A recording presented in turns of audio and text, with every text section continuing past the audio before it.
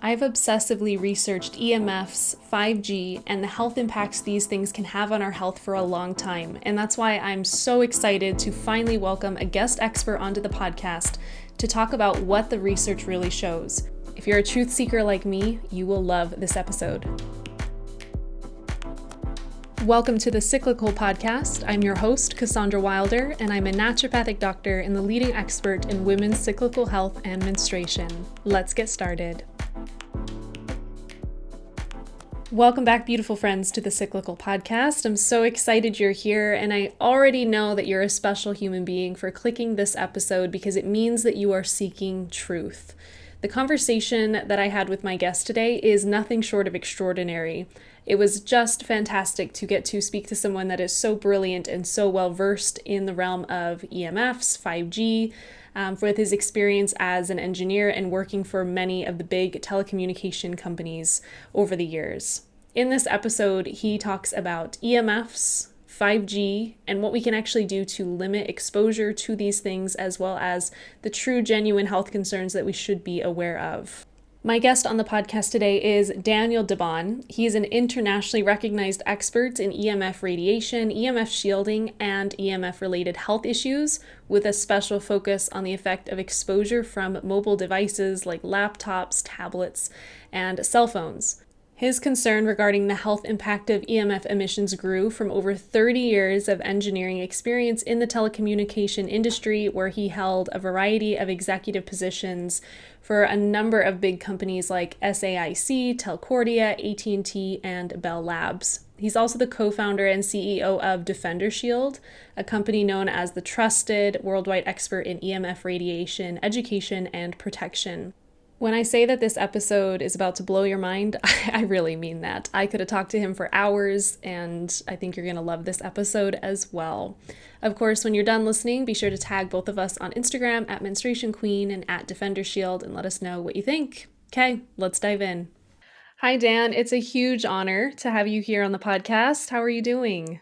Very good, thank you, Cassandra. Thank you so much for inviting me today. Yeah, it's funny because this is such a women's centered podcast. You're the second man ever to be a guest. Oh, no. So you should feel very special.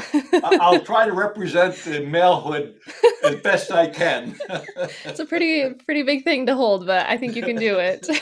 I'll try. Yeah. Well, what a powerful subject we're going to dive into today. I think you could walk outside pretty much anywhere and look around and feel like you're surrounded by cell phone towers and cell phones and devices, and it's hard to not get into, a bit of a paranoia about it. Right. You have a huge background as an engineer, but what intrigued you to learn more about EMFs and specifically to start to raise questions about the safety of them? Oh, interesting, wonderful question. For as you may know, for over 30 some odd years, I was in telecommunications, and I was writing the standards for telecommunications. Mm. I was actually testing technologies in telecommunications. So I had a fairly vast background in the technologies that are around us all day today. Mm-hmm. About 10, 12 years ago, my sons, both adult men, were using their laptops on their lap. And my wife, who's a social worker, said, "That can't be good for you. I want grandchildren, and you're disrupting the ability to generate children for me." That was literally what she said. Had no background whatsoever in the electrical engineering field, but had this intuition the technology that they were using could be potentially dangerous. Mm-hmm. And so, of course, my first response was, there's no way the power levels of anything being emitted off a laptop can in any way bother the male, or for that matter, the female. And so that was my starting point. I really didn't think there was any real dangers to the technology we had around you, and I was quite familiar with it. Mm-hmm. But then I said, well, let me take a quick look. In Bell Labs, I did research work, so I sort of let me go look into the medical study work that's been going on around these kinds of subjects. And Cassandra, I was stunned. It turned out that after about 3 to 4 hours of a laptop on a male's lap reduces the mobility of the sperm by more than 25%. Wow. And I said, holy mackerel, I just was not aware of that. Here I was in the industry for so many years and I just wasn't aware of that. And then I looked even further and I found a study out of Italy quite a number of years ago. And it said that with heavy exposures, a female can experience tumors, of Mm. which a small percent becomes cancerous. And I said, well, how come none of us know this? And so I created a shield for my sons to put their laptop on their lap because not only did I do electrical engineer, I was a mechanical engineer as well. And so we created this device to protect the signal from going into my towards the groin of my sons. Mhm. So that's how I actually got started. I had no intention of playing in this business, but I had a lot of experience in the space, and I needed to learn a lot about the impact to the body, and that's how I started. Wow. I appreciate your honesty though that even though you were, formally trained and you were in this field, nobody talked about the health side effects. No, not at all. There was no, in fact, didn't have an MD sitting next to me when I did my work. I had another electrical engineer or another mechanical engineer. Mhm. We were all engineers, and the fathers from our. In fact, what was interesting, I worried more about how one electronic piece of equipment interferes with another electronic piece Wow. of equipment. Never electronics interfering with a person. Yeah, yeah. We really separate it, in education and stuff. They really act like it doesn't all play together, which is crazy when we think about it now. Oh, no question about it. And that's actually sort of a little bit of the frustration as I learned more and more. And my son and I wrote a book, Radiation Nation, and it was out of frustration to some extent because what I found was the electrical world, the telecommunications world, and other industries don't very much communicate with the scientific world. And the scientific world knew that there was correlation to direct impact from electronics around to the body, and none of us on the engineering side knew, and vice versa. So there was this clear case of silos being industrial silos existing, and yet the end user was the one who had potentially the most danger to the technologies being deployed, and they didn't know Mm. it. Wow, fascinating. Just wow. Well, so for all the people that are listening that are already skeptical, that think, well, but how much radiation can really come off a phone or a laptop? Like there's levels to this. Can you address that? How disruptive can these devices be? Yeah, let's talk a little bit about, and let me explain a tiny bit the sources just to refresh everyone's Hmm. memory. You have a cell phone in your hand, and there's a connection from an antenna on your cell phone to a cell site far away. It can be up to 4 or 5 miles. And so there's enough energy being created by the technology to go all that distance. It turns out also, by the way, you have a Bluetooth transmitter in your cell phone.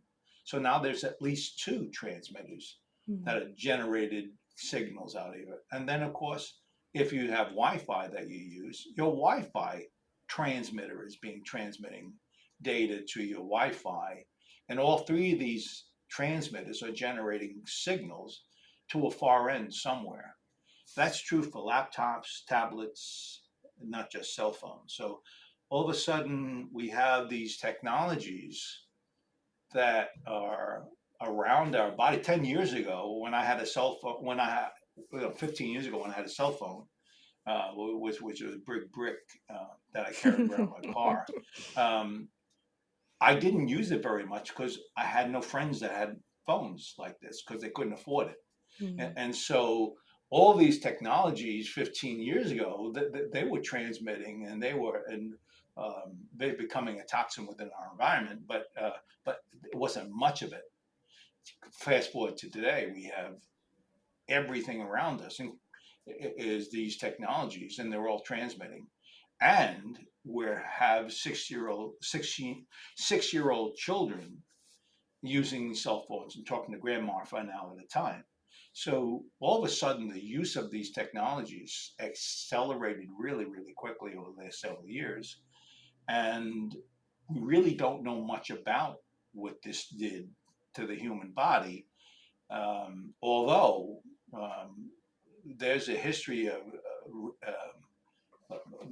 evaluation of these technologies in the medical community for 50, 75 years. It's just that we never knew about it. So Jeez. now let me answer you the question you just asked. A cell phone, 1.6 watts is the power level. It's just, remember, 1.6. And that signal was developed for a standard male that's 6 foot on the average. And it allows the signal to go into a male's head 1 to 2 inches and allowed to heat up that area by up to 2 degrees.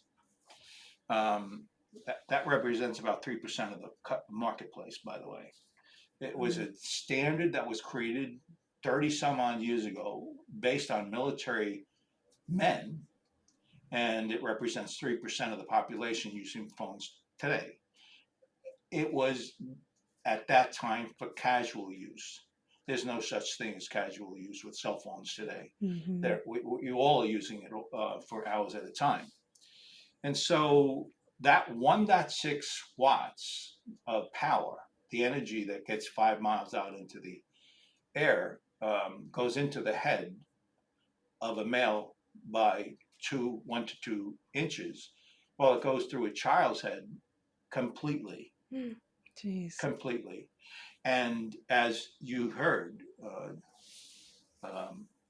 it was a thermal impact that the standard reflected, not a biological impact. In other words, it interfered with the skull because it heated it up by 2 degrees. And then if it had a biological impact, certainly the standards didn't reflect that in any way based on that power level, because at that time, the standards weren't understood to create biological impacts.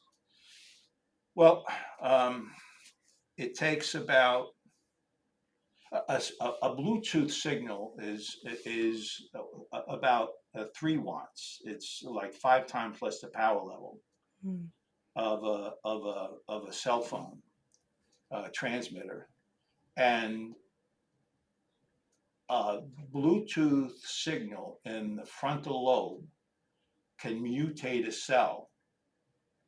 Actually, it turns out 0.1 watts, 15 times less the power level of a cell phone, can mutate and DNA damage the frontal lobe cell.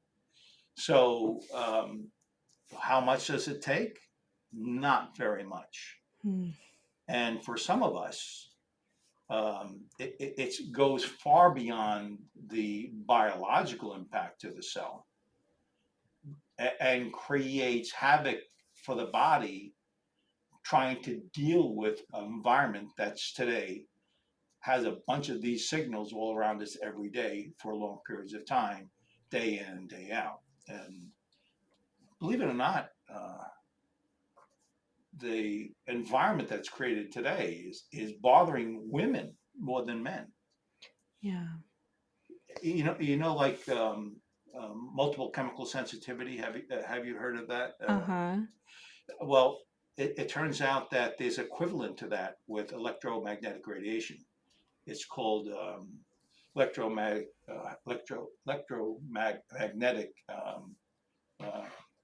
hypersensitivity, EHS. Of the population, there's about 20% of us that are actually impacted by these environmental changes, these toxins in our air. And of that, 80% are women. Wow. and no one knows why, but it seems like women, whether it be hormonal based or uh, brain differences, the science doesn't really know why women more so than men, but it's clearly evident by the study work over the years that women are impacted more than men. You may get a headache. You may Mm-hmm. have foggy thinking. You may be tired. There are a lot of things that can be um, implement or initiated by these exposures, and you don't even correlate them to the router sitting next to your bedroom bed, Right. Yeah. and you got to be aware of that. I feel so many mixed emotions right now, from anger to rage to just like, why is this not mainstream and why is everyone dismissing what the science does show, you know? You know, let's talk about that a little bit. First of all, industries are like this all over the place, right? Yeah. If you look at the pharmaceutical industry, you can be dying from taking a pill, but they'll tell you how good you feel. That's been going on for years and years and years.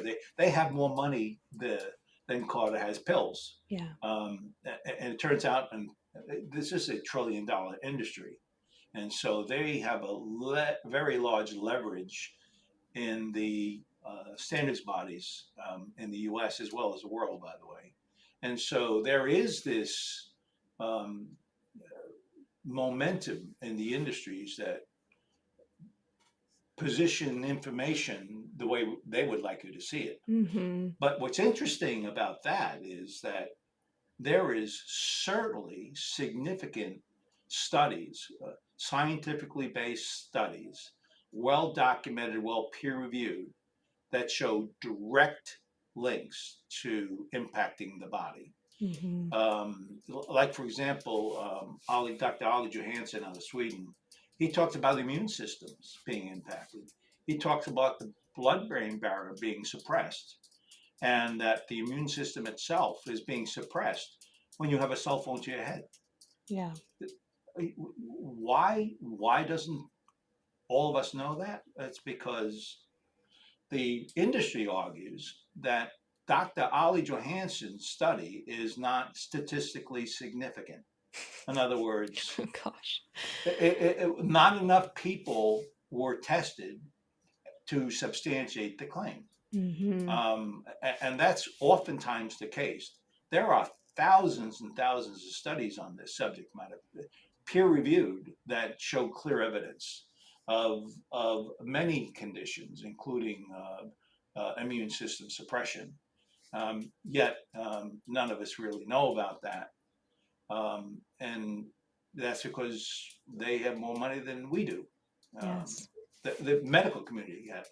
Um, Ironically, a couple of years ago, uh, the National Toxicology Program, which is a division of the federal government, uh, they did a statistically significant epidemiology study. And what they did is they took this very, very large population of exposed and a very large population of unexposed. And the results after several years of study was that there was clear evidence of frontal lobe increased tumor and heart tumor. Believe it or not, none of us really saw the heart, but it's soft tissue. So soft tissue is the most vulnerable. Our groin area, both male and female, our heart, our brains. Those are this really soft tissue of our body, and it was impacted. So there's statistically significant study work, but it's epidemiology. It's Mm-hmm. not human. So they'll Mm-hmm. argue it's not human. Ironically, the cell over there, the epidemiology cell that they studied, was 99% of a human cell. But Mm. so there's those arguments that happen, Yeah. uh, and the war goes on. Yeah, I like that you pointed out it's really that matter of following the money. Like, Yeah, yeah, they have so much money that they can sway what we right. see on the news. Like, it's yeah, ignorant to think otherwise, really.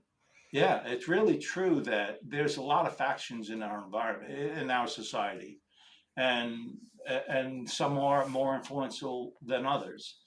And it's so hard oftentimes to try to understand the facts Yeah. because this stuff's fairly complicated. Right. That's the whole other thing. Yeah. I mean, that's why you're here. So you can Right. make it easy for us, but Yeah, exactly. That's what I try to do. I try to put it down in terms that we all can understand it, yeah. um, because um, because we don't have the FCC sitting educating us on the subject. Ironically, in that industry, like the pharmaceutical, most of the management of those government organizations are previously telecommunications experts or physicians who worked in the pharmaceutical space. They're all educated in the industry they're trying to protect you from. Yep. Oh, what a system we have. Yeah, it's what it is. Yeah, it is. Well, I want to go back to the piece you were saying about how women's bodies are more susceptible to Yes. EMF exposure. I mean, you shared a powerful thing that a male's sperm mobility can be impacted by 25% within a short amount of time. What do we know about fertility for women and EMFs? Okay, so when when my son and I wrote Radiation Nation, um, I, I had an individual, essentially an associate that I knew, Dr. Prasad. Dr. Prasad is probably the most educated, uh, well respected individual in the radiology space, uh, including also a biochemist. And when in the book, I said that when you have a young child, 12 years old, putting a cell phone in their back pocket, it potentially can influence the DNA of the egg within that young lady. And I said that because of that proximity to the transmitter and the power levels, there is potentially conditions that create uh, subtending generations impacted by those kinds of things at a DNA level. Well, he argued that it was full of nonsense and that it was probably not true that was the case. And a couple of years later, he gives me a call and he said, Dan, I just had a young woman that was had technology all around, and she had a still childbirth, and the child had really seriously unique mutated cells that we couldn't figure out why, and that I remembered what you said. And so we know some in the scientific community believes that those proximity of a cell phone to the womb of a child, or anybody for that matter, can be dangerous to the cells. Um, if there was a study out in San Francisco a couple years ago where they gave meters, RF meters, radio frequency meters, to a bunch of women that were in their first trimester. And what they did is they tracked the levels of exposure for the women during their first trimester trial. And what they found as a result of the study was that if the woman was exposed heavily to electromagnetic radiation environments, they were 3 times more likely to have a miscarriage in the first trimester. So it is really true that there is clear evidence in medical community space that there can be influence to the womb of a pregnant woman, and as you may know, there's also linkages of the potential impact to a growing child within the womb. Some of the arguments about ADHD, autism, some argue that's the source of that is that there were exposures early on in a life cycle. So just be careful not to put your cell phone in your back pocket. Yes. Or your bra or Oh, wherever yeah, people right. stuff Yeah. them. The bra thing, it was so funny. There was this argument. It's not an argument.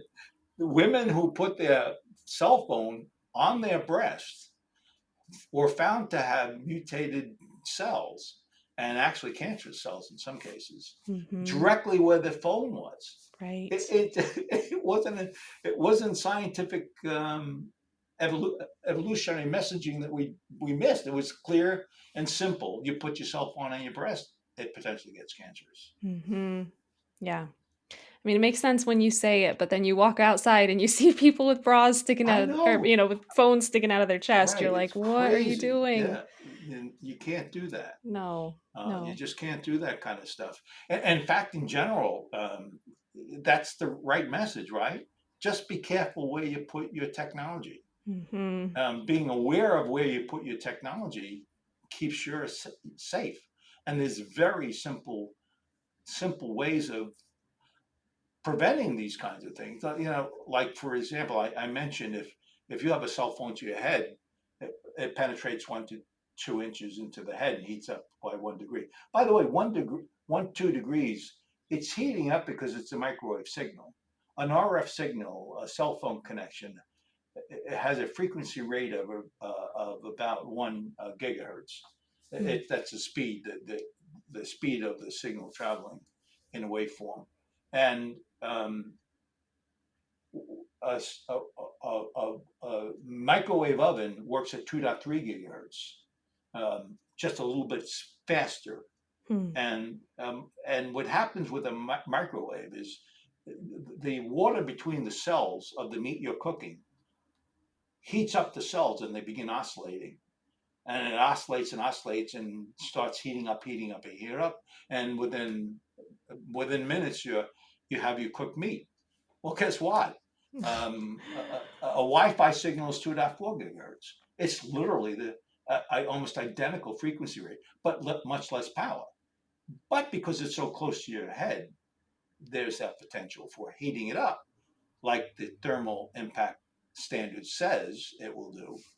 And it's a microwave oven, but in a really tiny form with low power to your head. That is horrifying. Oh my It God, is. I'm just It's weird. reeling. But you know what? If that's directly to your head, if you move that a cell phone, um, what is it? 1 foot away, let's say, right? 80% of the danger of that signal is gone. By 4 foot, 98% is gone. So it's like simple, doctor, my head's heating up. Well, don't put the cell phone to your head. Right.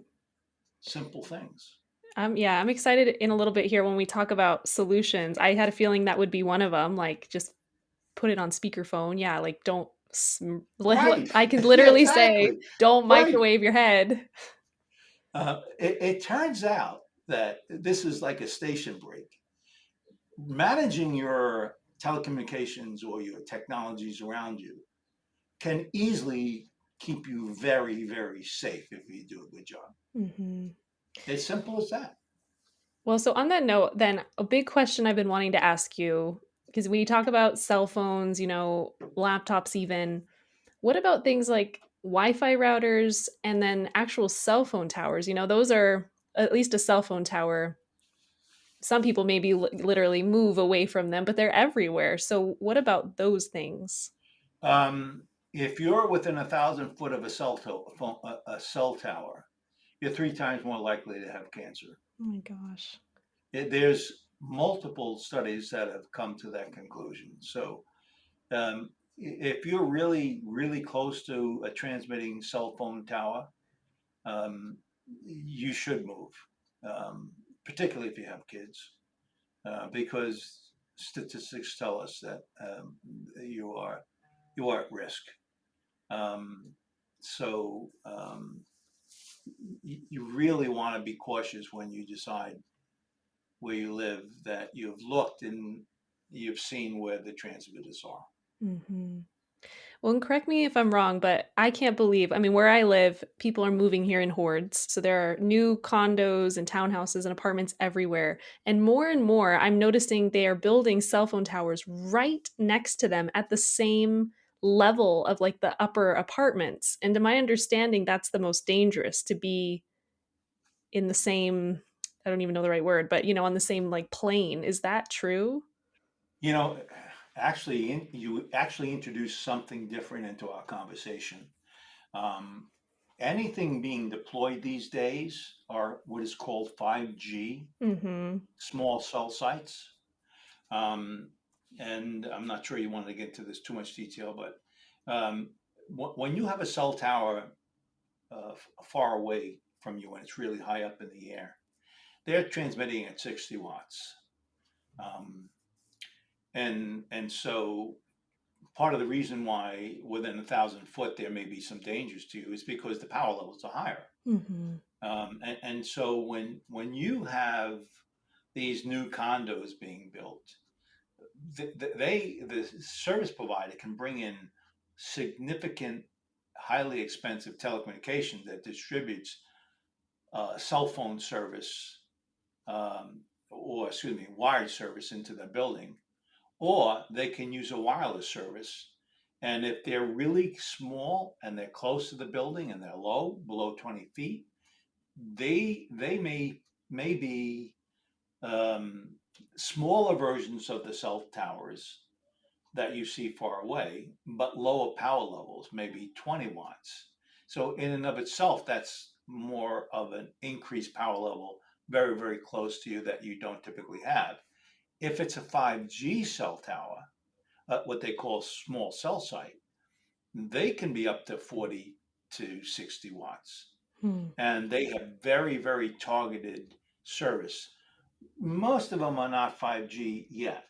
And people start panicking that it's 5G, but they're not really 5G yet. They're more the traditional technologies, Hmm. communication. So you're more safe in that sense. But if they go to the 5G technologies, then you may be a little bit more at risk. Interesting. So if they're putting up towers that look like the 5G ones, where they're just kind of like a black, it almost looks like a speaker on top of a pole, are those for Right. sure 5G, or are those just No, like, probably okay, not. okay, All the when if you listen to service providers ads these days, they're the best 5G. yeah. Um, they're typically 600 megahertz, which is below the current cell phone at 1 mega or 1 gigahertz. So believe it or not, it's the AM radio space that it used to be now being used, and what they call it a 5G, but it's been around for many, many, many, many years. It's now being used for commercial telecom service. And so it's not introducing anything that hasn't been already introduced into our environment. And if you think it could be potentially concerning, it's no more than the other stuff that's been around for the last 15, 20 years. Hmm. That's interesting. Okay. What you said about if you live within 1,000 feet of a cell phone tower, it would be ideal to move is really sitting with me. I feel like I'm just surrounded by them where I live. And I probably anyone that lives in a city feels the same way. And it's scary. Yeah, I actually coach people to worry about the things you can do something about. Yeah. Yeah. Um, and um, and these towers are typically, relatively safe space. There's probably more danger of the Wi-Fi coming from your neighbor than it is a cell tower. Okay. So you don't panic about this kind of stuff.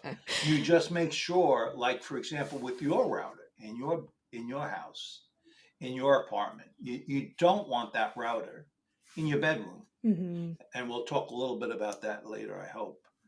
The sanctuary of a bedroom. You do not want any of these transmitters in your bedroom because it impacts sleeping habits, your melatonin creation. There's a whole bunch of stuff that impacted and disrupted from a transmitter like a Wi-Fi. So rather than have it in your bedroom, put it at the farthest place within your apartment, within your house, in your garage, as far away from your living space as possible.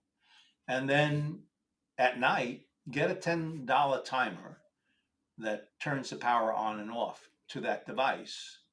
And so when you're sleeping at night, you've made sure your immediate environment is clean. Mm-hmm. Simple things like that can actually reduce and improve your environment and long-term survival of that environment. That's a great tip. I was just going to ask what other Wi-Fi things, but I think that's the best. What you said is just as far away as possible, Yep. not in your bedroom, turn it off at night. Sadly though, I think a lot of people where they have their home office, they put the Wi-Fi router just right under their desk, so they sit That's next to it all nuts. day. It's nuts. Yeah. You don't want that within 10 foot of you at Yeah. all. You want to make sure you keep it away. And again, certainly not in the evening where the kids are, Mm-hmm. or in your bedroom. Let's talk about the sanctuary of the bedroom. Please. Um, um, your when you have a tablet, and you're asleep in bed, and you're reading the news or watching a TV show off your Netflix, um, there is a visible electromagnetic radiation being transmitted off of that monitor, um, and most of it is perfectly fine. But when you get up to the really, really fast light called blue light, it is becoming potentially dangerous to you, because your natural circadian rhythm is being disrupted. Mm-hmm. It turns out that there's a little switch in the back of your eye that goes on and off with light and when dark. It's been around since mankind. When you go outside, you don't feel sleepy because your light is uh, getting to the cryptochrome protein and keeping the switch off. And then when you go to bed at night and it's dark in the room, the switch turns on. It literally turns on the melatonin. Mm-hmm. And so the melatonin functions that are occurring are being creating the increase in the melatonin levels so you can sleep. Well, when you have a monitor you're reading, and it's not allowing the switch to turn on. And so when you decide, I'm going to go to sleep now, the switch turns off once you turn it off. But as you know, it takes a while for it to build up in your body Mm-hmm. and to build the melatonin level up where you sleep. So all of a sudden, now you have a disrupted sleeping pattern, which actually becomes more of a problem because maybe it's disrupted sufficiently enough where your mitochondrial is not being repaired the way it should be. All of the things that happen at night to recover from the day aren't quite recovering the way they should be because there was a disruption on the sleep pattern going to Mm-hmm. sleep. So you got to watch where that technology is taking you, and make sure you don't have tablets and laptops. And I mentioned that RF interferes with brain. Your brain can be influenced by the RF signal from a cell phone, where to some people, and this is of electric hypersensitive levels, they may have a pattern where the brainwave is a sleep pattern, and they're walking around during the day, and it's a wake pattern, delta versus the various conditions that can be in the waves, or vice versa. It starts disrupting those kinds of brain patterns. And so you want, in a sanctuary or bedroom, all of these technologies as far away as you can get. You do not want your cell phone on your nightstand. You don't want your husband's phone on his nightstand. You want to Mm-hmm. take them completely out. And funny. I was on a podcast with a really bright lady, and I was telling her, "Got to do your sleep is disrupted when you have these kinds of technologies around you." And she was very nice on the podcast, and very receptive. And then she called me back 2 weeks later and she said, I didn't believe a word you said. Hmm. And my husband and I took our cell phones out and we tried what you said. And we're sleeping all night now as a result of that. Wow. It's a simple signal, as low powered as it is, can disrupt your sleeping patterns. Yeah. Um, there are already enough environmental impacts to the body. This just adds to it. It's literally a toxin in our environment, as is, um, I don't know, arsenic. Mm-hmm. And in fact, the World Health Organization considers it a to be carcinogenic. Hmm. Carcinogenic, arsenic is carcinogenic. Gases, vapors from gases are carcinogenic. Uh, Transmitters from technologies around us are considered to be carcinogenic as well. Yeah. Those are the things people don't read when you buy your phone. They do have that little insert and it does Yeah, say that. yeah, it Yeah. really is true. Mm-hmm. And by the way, it was called a to be carcinogenic at the time the research was because there wasn't sufficient statistical evidence.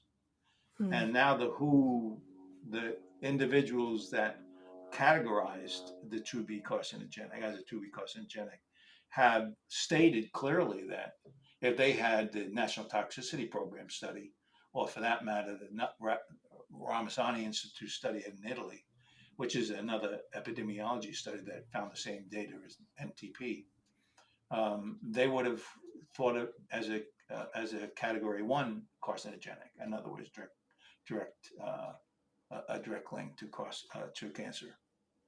Wow. It's just wild.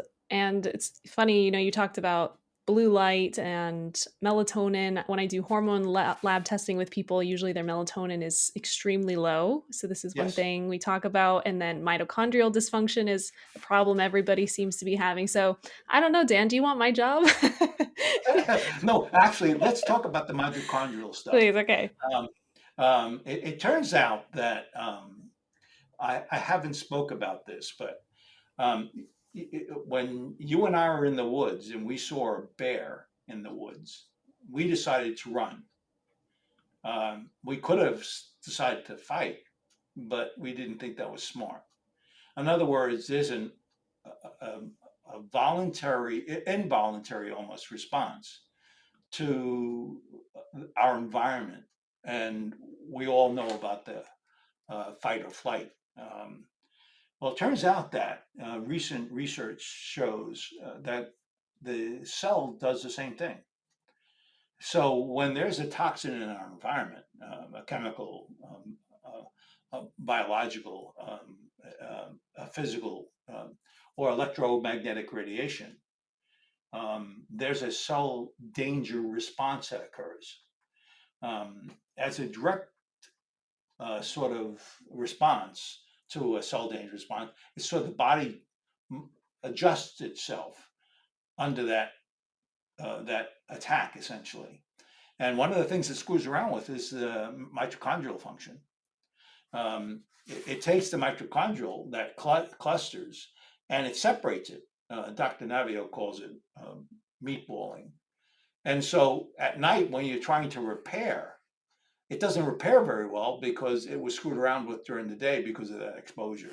So you really do want to make sure your environments are clean as possible because not only is it the cells responding in your body, but it's also disrupting other functions that are should be repairing and not in the sleep cycles.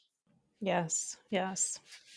It's like the new thing everyone's talking about because we're finding, like you've said, it's on a cellular level that this damage is Yes, happening. yes, it's really true. And there's a lot of research Dr. Navio is doing on this kind of stuff. And you know, you have a headache, and the doctor says take this aspirin. Well, the headache. No, well, I'll give you another example.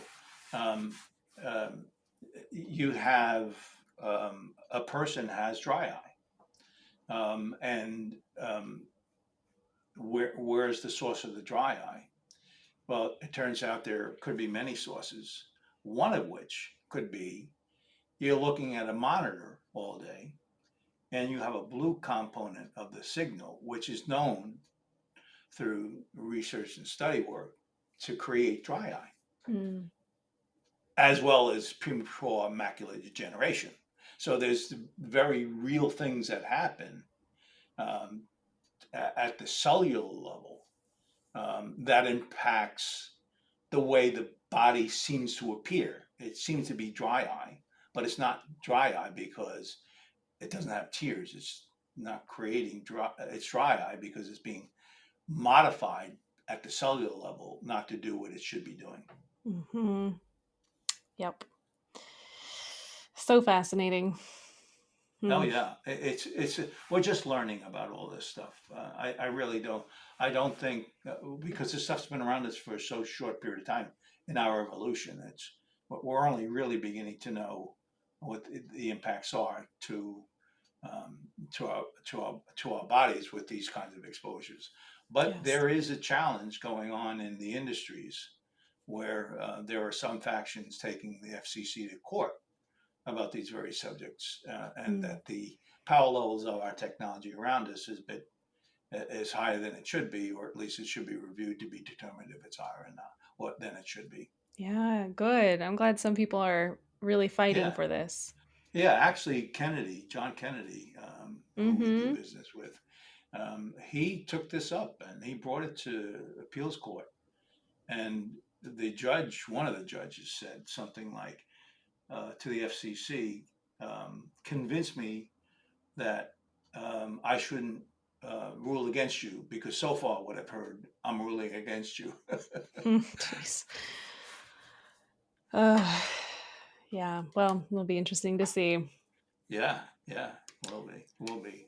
I'm curious, Dan, if you had to say like a handful of things someone could do right now to drastically improve their quality of life and protect their body, what would those suggestions be? Um, Time, distance, and shielding. Very simple things. Time. Um, I mentioned that 30 some years ago I had a cell phone and I had no one to call. So when I got on the phone, I'd only be on it for a couple of minutes and then hang up. Short periods of time is less impact to the cell. So if you're on the phone for a couple of minutes, 5-10 minutes, I wouldn't worry about it.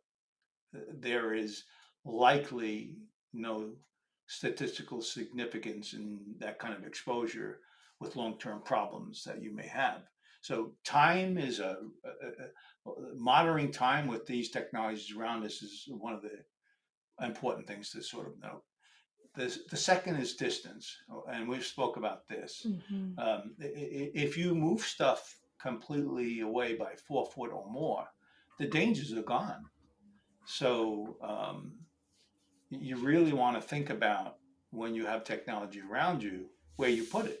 Like when I come in at night to my home, I put my phone that's on a little pedestal there at the door, which is not near my living quarters at all.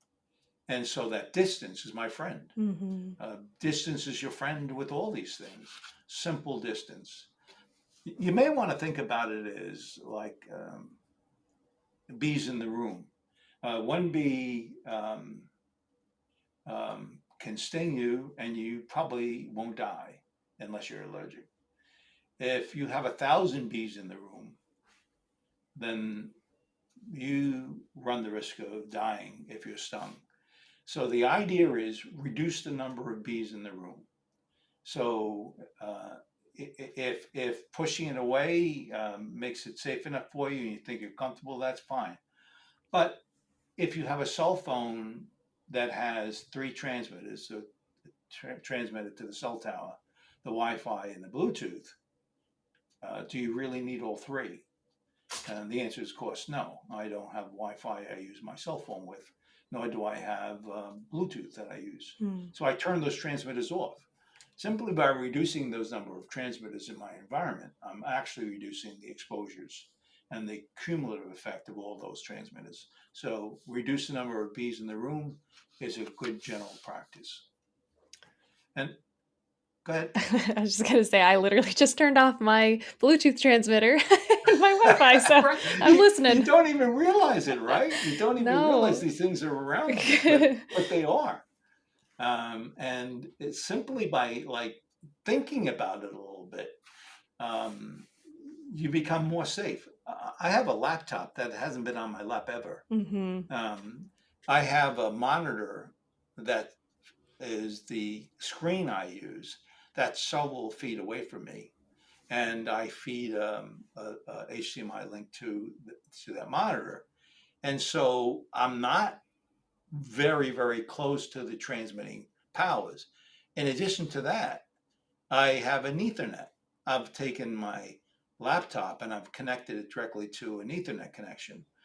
It's wired, and I'm not using Wi-Fi. And so there's ways of taking technology, modifying the way they operate that better is for your environment and you personally. And that's what I've done with my laptop. Mm-hmm. So bees in the room, reduce bees in the room, turn them off if you can. If you can't, make sure they're far enough away. Um, and that's those simple coaching suggestions takes probably 99% of any danger you have in your home. And your home is what you control. Mm-hmm. Only worry about what you control, not what you don't. And by and large, you're probably pretty safe. And Okay. finally, if you want to use a cell phone and you want to use it to your head, um, there are ways of using the cell phone, as you suggested, speakerphone, um, moving the cell phone in your hand away from your body is a way of reducing exposures. Another way of doing that is keeping it in your hand and use a pair of wired speakers, wired earbuds to your head, and that reduces the exposures to that signal by a bunch. Mm-hmm. 80% of the danger is gone by that point.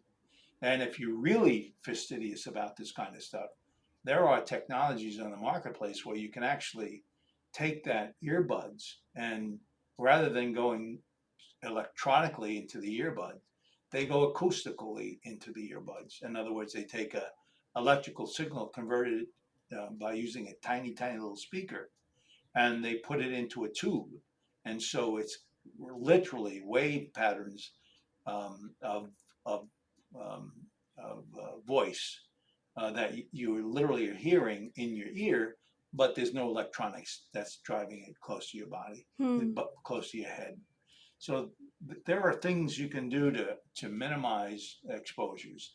If you want to use it to your head still, there are some technologies out there that provide shielding that prevents the RF signal from penetrating your head, but yet still allows you to meet the transmitting towers close to you for that cell connection. Mm-hmm.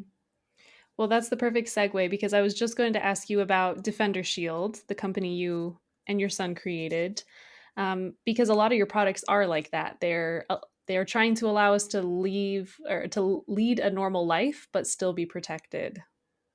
Yeah, actually, and you know why? I mean, it was really literally my sons wanted to use their laptops, Yeah. and I was convinced that there was some genuine evidence that there could be impacts to the body. And by the way, I still don't have grandchildren, Uh-oh. so it may work, but it wasn't effective. And so we do. My son and I were sort of on a path where we wanted to let people understand what the problems were so they can make their own choices. And if one of them was they still want to use a cell phone against their head for whatever reasons, we would have products that provide the shielding to do that. It's amazing. And you were nice enough to do a discount. You did code cyclical. So if anyone wants to order phone cases, you have headphones, you have laptop shields, you even have like clothing and fanny packs and little purse kind of things, which are super cute. Yeah, and what bothered me, we talked about this a little bit, where pregnant women Mm-hmm. and the exposures. We created pregnancy blankets, and created band pregnancy bands that protect the woman. Mm-hmm. Those things are just precautionary things you may want to do, um, without going to top of a mountain somewhere that no one knows where you went. Well, we can still dream, okay? Yeah. Well, it has been such an honor, Dan, to have you on this podcast. Is there anything else that you feel like you didn't get a chance to share yet that you think is really important for people to know?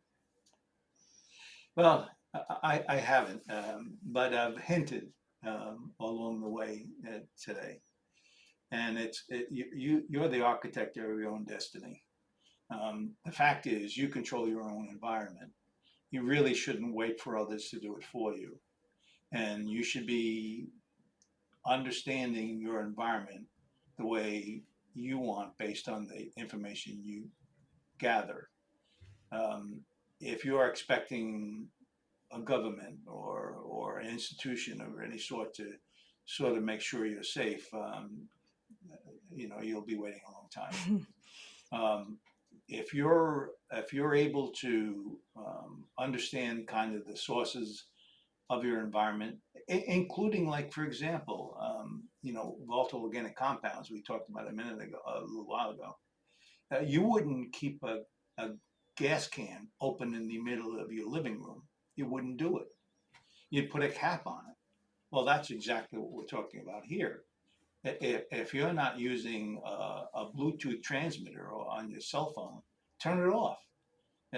It's not complicated, and you're the only one that controls that environment. No one else does. So Mm-hmm. you're the architect of your own destiny. It's a perfect way to close it off for all of us to do what we can to take responsibility for our own health. So, Yep. yeah. Well, thank you so much, Dan, for being here. And for everyone listening, if you want to learn more about Dan's company, DefenderShield, or purchase his book, Radiation Nation, all of that will be linked in the show notes, or you can go to DefenderShield.com. And if you love this episode, you can tag both of us on Instagram. And we can't wait to hear your feedback. So thank you so much for being here. Thank you so much for inviting me, Cassandra. I really enjoyed that